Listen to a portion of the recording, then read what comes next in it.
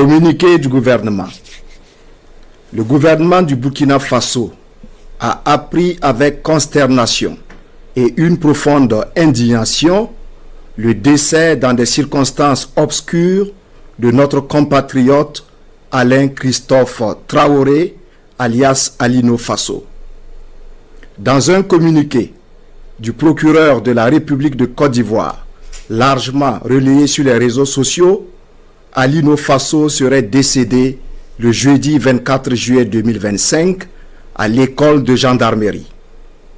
Depuis la publication hier d'informations relatives à cette disparition tragique, le gouvernement est resté mobilisé et attentif à l'évolution de la situation. Il relève que, jusqu'à cet instant précis, aucune notification officielle ne lui a été faite par les autorités ivoiriennes sur la mort en détention de notre compatriote.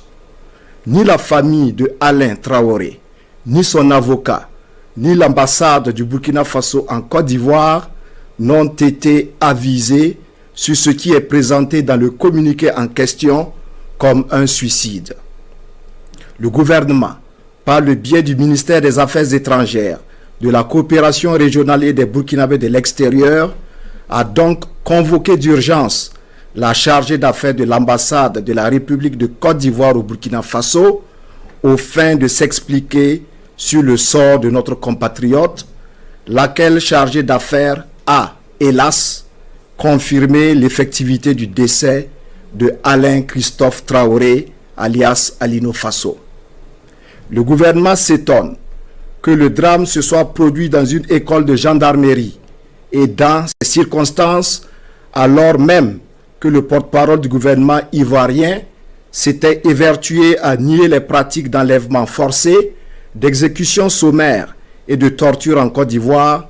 lors d'un point de presse en date du 15 janvier 2025.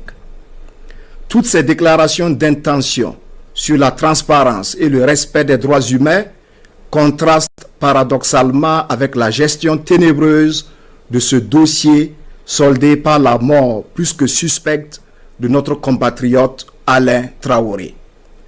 Le gouvernement s'interroge sur les motivations réelles de sa détention dans une caserne de gendarmerie plus de 6 mois après son interpellation et sans procès.